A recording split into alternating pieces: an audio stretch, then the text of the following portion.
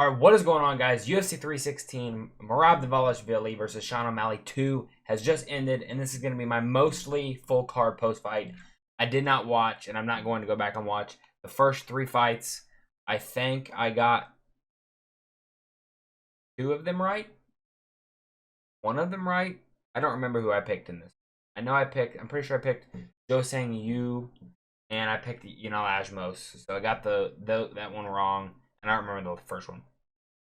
I did watch this fight though, and I did get, I think I have a prediction right. I can't remember if I did by finish or by decision. I'm pretty sure I said decision. Silva had nothing to offer in this fight. It was essentially a complete shutout performance by Wang Kong. Dropped her, hurt her multiple times in multiple rounds. There were no 10-8s given, which was kind of surprising. I can't remember if it was the second round or the third round. She got dropped multiple times. I think it was the second round. Got dropped multiple times, but yet still no 10-8 given. They're getting scorecards were a little weird tonight. I feel like I said that just about every event now, which I shouldn't have to. That the scorecards are weird. It should be pretty straightforward, but I guess not. So now Wang Kong's ranked. Maybe looking to get her even higher up in the rankings next and get her a fast track to the title, so we could do the Wang Kong, Valentina Shevchenko, Israel Adesanya, Alex Pereira type deal. Moving up the card, opening up the prelims. I got this fight wrong. We have Chaos Williams versus Andreas Gustoson. Gustoson wins the unanimous decision. Again, similar to the Wang Kong fight. Absolute shutout performance from Gustoson. Williams really didn't have much to offer. Gustoson, I think it was like within the first 10-15 seconds, just blast forward straight at Chaos Williams in the very first round. And that's pretty much, he was on him the entire fight, constantly looking for takedowns, looking for clinch, looking for grappling, doing damage, doing strikes in the clinch. The first round was probably the most boring of the 3 rounds, and especially, I think they broke, I can't remember who's repping the fight, but they did separate them after a few minutes. I think it was about halfway into the first round, he did separate them. Immediately shot in again, punching up against the cage. Clear all 3 rounds for Gustoson. When Gustoson would charge in, Williams would try and swing at him, but he wasn't really being accurate. He was just kind of just throwing the punches out there, just swinging them, and nothing really connected for him.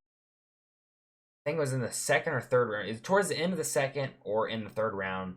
Gustoson cut Williams with an elbow, I believe it was, and he was dripping blood everywhere. But yeah, good performance by Gustoson. Chaos Williams is no easy feat, if you will. He's not top 15 by all means, but he is definitely a gatekeeper of that top 25. Moving up the card, got this fight wrong as well. Yeah, I did. We have Sergey Speedback versus Waldo Cortez Acosta. I am going to pull up scorecards, though, because this scorecards were the ones that were weird. Yeah, the first one that really whoa, what's going on here? So, I was kind of in and out of watching this fight. I didn't 100% watch it. I need to go back and rewatch it. But from what I'm seeing online, the second and third round are where Acosta did best, especially the second round. The third round was closer. The first round, I thought was pretty clear for Sergey Speedback. He was landing the better shots. He was hurting Acosta.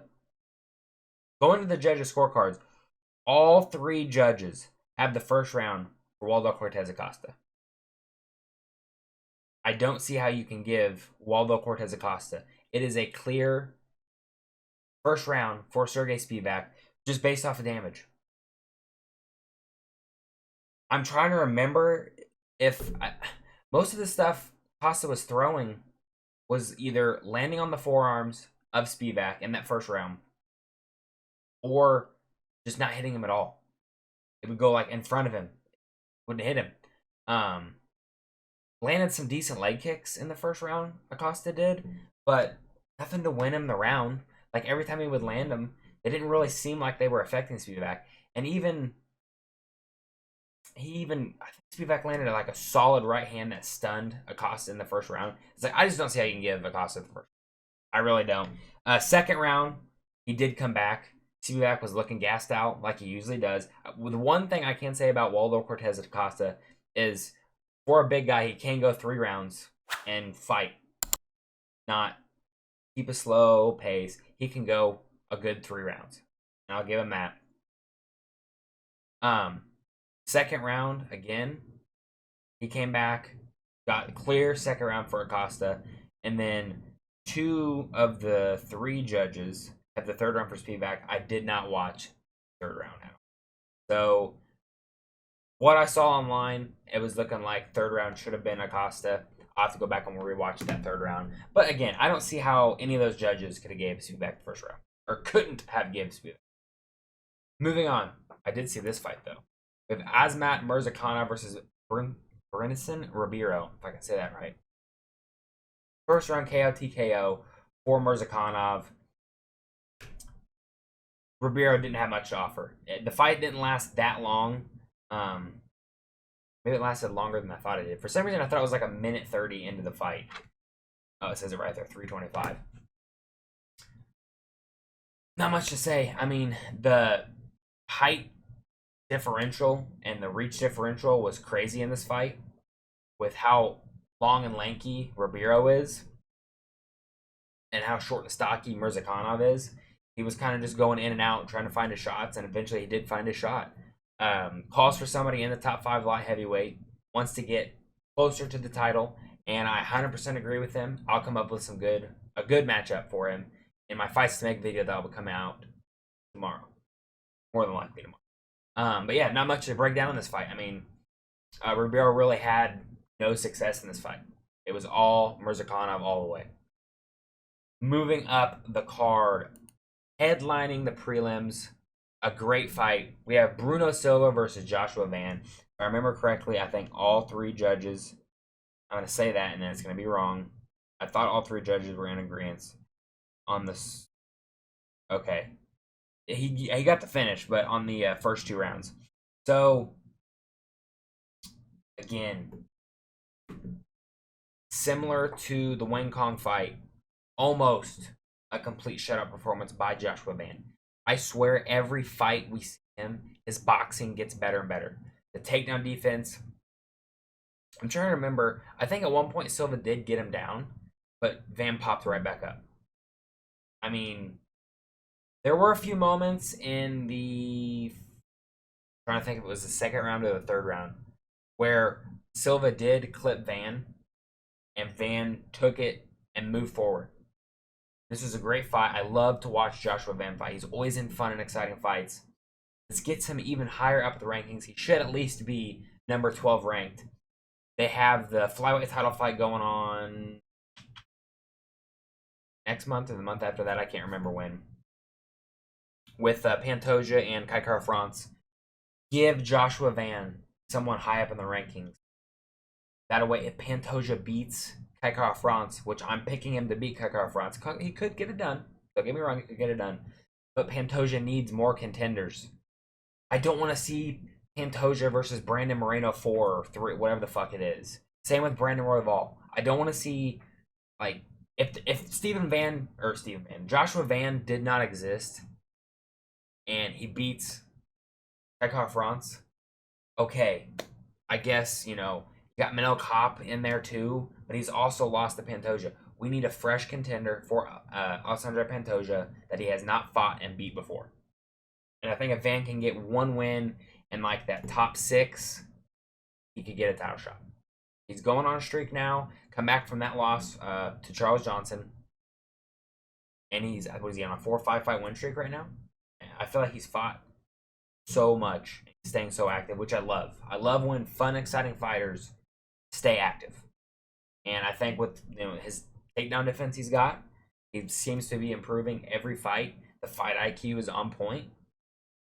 I cannot wait to see Joshua Van in his next fight, and it better be a big one.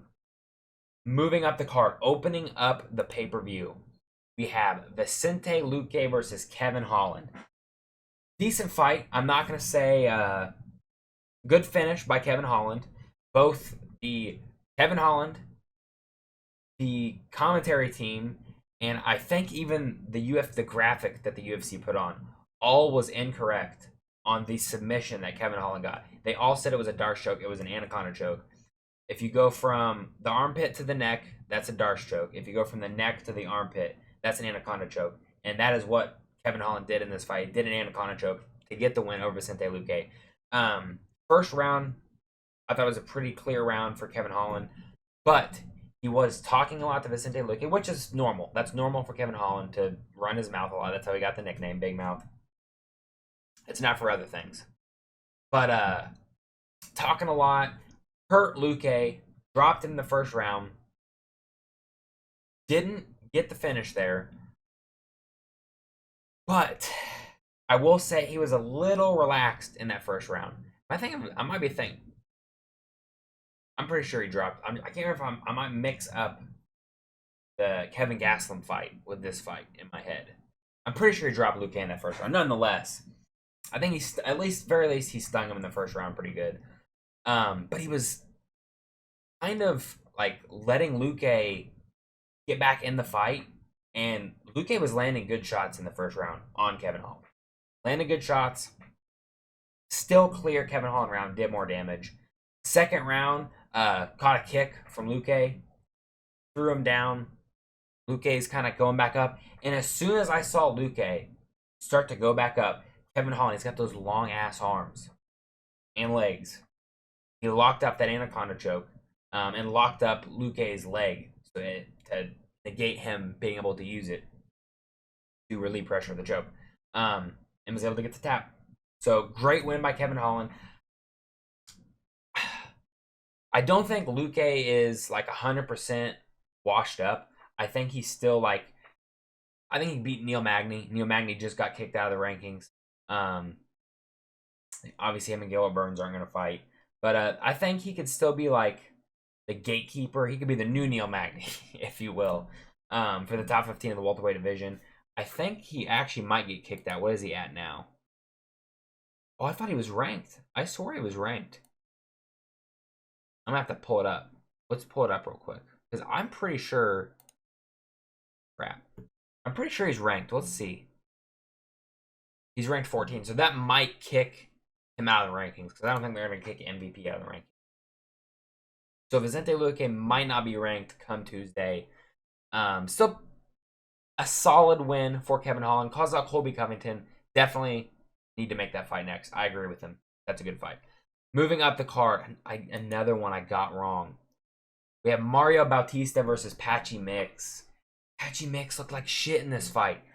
I'm gonna give him the benefit of the doubt in that not fighting for so long had ring rust. I'm gonna give him the benefit of the doubt on that.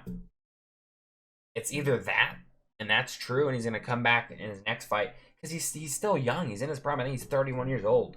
He's in the prime of his career right now.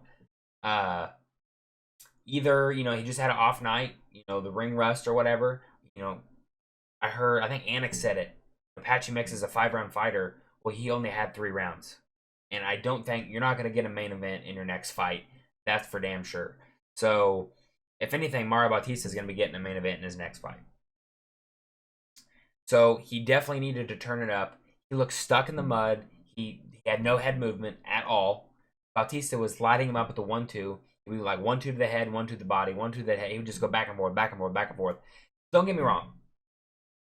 The later the fight went, Mix was landing on Bautista, but it was still like, even though he was landing on him, it wasn't. I think he cut him above the eye, but it's still nothing like, okay, Mix would land one solid shot to Bautista's 10.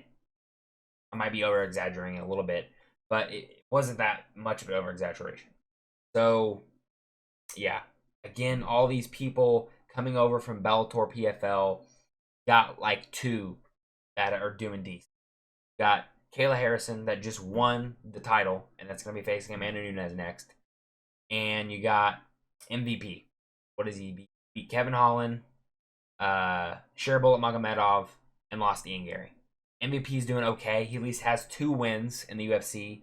Where again, like Pitbull and Patchy Mix both did not look very good in their debut. At least Patchy Mix fought a little more than Pitbull did, I guess. But hopefully in his next fight, I don't know if he'll get a ranked opponent in his next fight. I know there are rumors of Pitbull fighting Danny Ige. I don't know if that's official or not. So that is someone in the bottom of the rankings. So maybe he'll get someone in the bottom of the rankings. But the way he looked in that fight, like, steep. It's steep. I don't know if he can be ranked. If we look at the rankings here real quick at bantamweight's one of the most stacked divisions.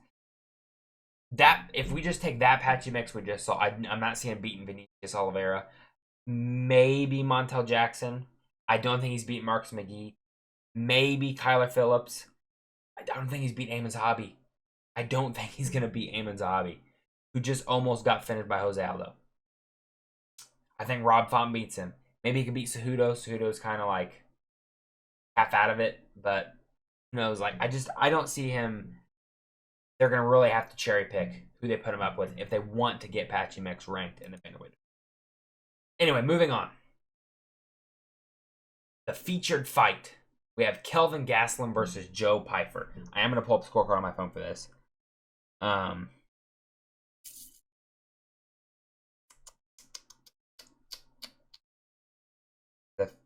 think it was pretty decisive. It was another one. I thought it was. It was another funky scorecard. So, first round, only one judge gave a 10-8 for Joe Pyfer. I don't know how I feel about that. I don't know if I think it was a 10-8 or not. He drops Kelvin Gastelum twice. Was it 3 times? I think it was just twice. I think he just dropped him twice. Landed a really solid head kick as well in the first round. I thought he was going to finish Kelvin Gastelum. To be the first person to ever finish Kelvin Gastelum by TKO. But he didn't do it. Kelvin popped back after he got dropped. Both times. And they kind of coasted. I'm not going to lie. This fight was kind of boring, low-key. He kind of coasted the rest of that first round. Second round, I think all three judges gave the second round to Joe Pyfer. He probably landed the better, the cleaner shots. Like, Kelvin would throw the more volume, but Pyfer would land like one solid shot. And not, even though Kelvin was throwing the more volume, he was not landing the more strikes, just due to the reach differential between the two and the size differential. But so Pyfer would land the better, the stronger shots, and you could clearly tell the power differential between the two when they would connect. But what I was going to say about the second round is the second round, I honestly could have seen the second round going either way. I haven't got back and rewatched it or anything like that, but watching it live, I'm like, Joe Pyfer better be careful because that second round was very close. It could have went either way. His corner told him he won the second round. I was thinking, and he should not be that confident in that he won that second round. I think he should push for the third round. And then I believe we got 2 judges scored the third round for Kelvin Gastelum. I thought the third round was clearly a Kelvin Gastelum round. One judge had it 30-27 for Joe Pyfer. The other 2 had it 29-28, or one had it 29-27 because of the 10-8 in the first. The other judge had it 29-28. I would say 29-28 is probably a fair scorecard. That third round was clearly Kelvin Gastelum. Landing the better shots that third round. Pushing forward, pushing the pace. I can't remember if he went for a takedown or not. Or maybe Pyfer got a takedown in the third round. I don't know. He momentarily got a takedown in one of the rounds. I don't remember which one it was. But nonetheless, third round clearly went to Kelvin Gastelum. I don't know what you do with Kelvin Gastelum. I'm honestly saying with Joe Pyfer. I thought he should have went out there and finished Kelvin Gastelum. I really, or at least a more dominant decision than that. He didn't impress me in this fight, honestly. I think it was Kelvin Gastelum is definitely a step up from Marc-Andre Barriault, which I'm pretty sure that's who he fought last, where he brutally knocked him out. But I don't know. I think I saw or I heard, I think it was Anik. Again, Anik's always saying stuff. But I think it was Anik that said Joe Pyfer will probably be fighting somebody in the rankings next. Again, gonna have to go in and make a fight for him. But looking at this middleweight rankings, I think a Boost beats Joe Pyfer. I think Coppola beats him. The Ritter beats him. Maybe Paulo Costa. I don't see anywhere where you could just like, oh, this is the fight for Joe Pyfer to get into the rankings. Like, I mean, Vittori's kind of looked like shit recently. Brendan Allen, I mean, he could probably bully him and get him on the ground. Once Brendan Allen gets on the ground, he doesn't know how to get back up. Neither do I. But yeah, I think he should have been way more dominant in this fight. First round, very dominant. That's kind of how I expected the entire fight to go. But yeah, nonetheless, I don't know where Gastelum goes for here or Pyfer. Moving on, co-main event. We have Juliana Pena versus Kayla Harrison. Kayla Harrison is your new women's bantamweight champion. And what a dominant fashion she got this. Pulling up the scorecard on my phone, there was only one round, which yeah, 10-8s across the board because of the point deduction. So I don't remember the guy's name, but they mentioned that he was a fighter. I love, as soon as a foul was committed, he took a point. If they did that, if refs started doing that, no matter the foul, people would quit committing the damn fouls. Whether it's they would be more selectful with where they're throwing their kicks for groin shots. They would be more careful with their fingers for the eye pokes. And in this instance, illegal up kicks. Harrison had took Juliana Pena down. She was in her guard, full guard. On one knee, had like kind of like a bladed stance, like on one knee, the other leg out bladed. So I think Pena probably thought that she had both legs up and was standing to throw ground because she was trying to throw ground and pound. But I really don't think she knew that she was a grounded opponent. I really believe she thought that she had both feet and it was legal to do an up kick. It wasn't. Took a point away. I love that the ref did that. Clear 10-8 round for Kayla Harrison. Second round, more of the same. Juliana Pena, they strike a little bit on the feet. Harrison's able to get up against the cage, gets her down. Cat fight. Able to get her down. Pena didn't really have anything to offer. Fight. Anything at all. Yeah. There was, I think, yeah, just 5 seconds left. The clapper went off. I think Harrison was originally fishing for... Damn, they're really going at it. Harrison was originally fishing for a head and arm choke. And then 10 seconds left, went for the Kimura and got it. All right, after that interruption. But yeah, latched up the Kimura. And when they showed the angle of that Kimura from outside the cage looking in, I 100% understand why she tapped. If she did not tap, I don't think she could have lasted the 5 seconds. I really believe. Look at her arms. Look at her fucking arms. She would break my arm off if she had me in that position. Her arm was gonna break. She was gonna break her shoulder, whatever the fuck it is. It was gonna break. There's no doubt in my mind she would have tore her arm off. So don't blame her for tapping. They're setting up Amanda Nunes versus Kayla Harrison.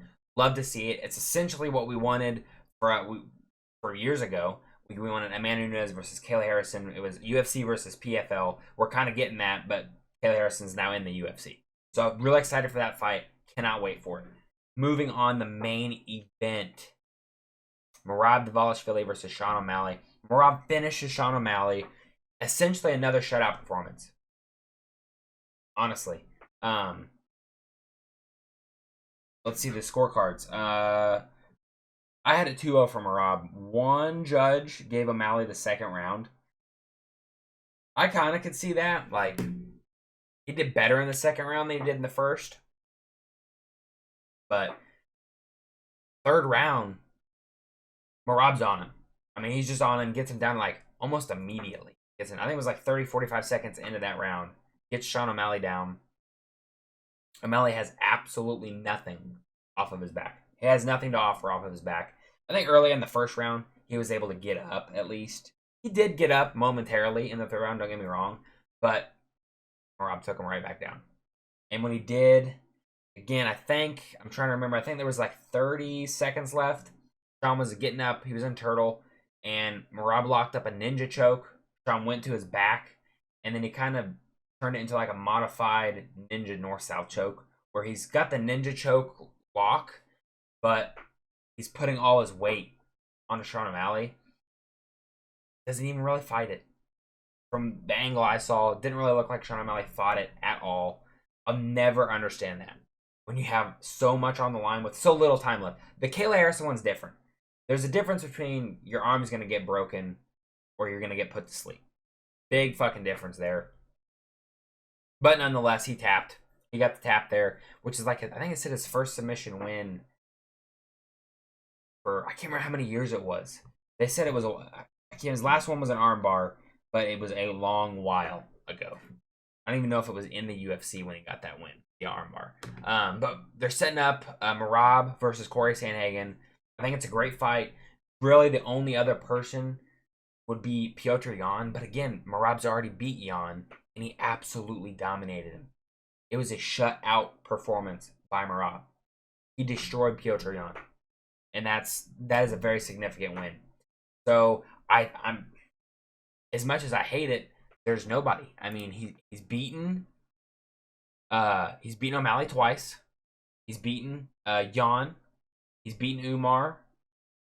Song Yadong's, I mean, I guess Corey Sandhagen's only on a 1-fight win streak as well. I think Yadong might be on like a 1 or a 2-fight win streak. But Sandhagen's ranked higher. Figueiredo and Vera are a no-go. You got Rob Font. We're looking like the next wave coming up. That's going to be, if he gets through Corey Sandhagen and he gets through Song Yadong, the next wave coming up is Rob Font, Mario Bautista, Eamon Zahabi. I mean, yeah, you got Vinicius Oliveira, Montel Jackson, Marcus McGee. But, hell, that is, like, Rob's getting older. So maybe somebody's going to catch him. I don't know. He looked really good in this fight. The striking looks like it's improving. The takedowns looking good as ever. The gas tanks looking great. I honestly don't know who's going to beat him. It's going to take someone. Out of all the people in the rankings right now, I think Umar could probably beat him with some adjustments. Maybe Corey Sandhagen. And the only reason I say Corey Sandhagen is I think he's got the striking. He's really good, like Sean O'Malley is in the striking, but he's better in the grappling department. I think he's almost worked so much on the grappling that his striking's actually decreased in scale a little bit. At least over the last few fights he's had. But I think that's a great fight, great matchup, fun fight. Picking Merab for an early prediction on that one. But I can't wait. I hope they make that fight for maybe in 2-3 months from now. But yeah, that was UFC 316. Decent fight or pay-per-view overall. Let me know in the comment section down below. What do you guys think of the main event, co-main event? Can you not wait for Amanda Nunes versus Kayla Harrison? I'm excited for it. Make sure to subscribe if you guys aren't already, and I'll see you guys in the next one.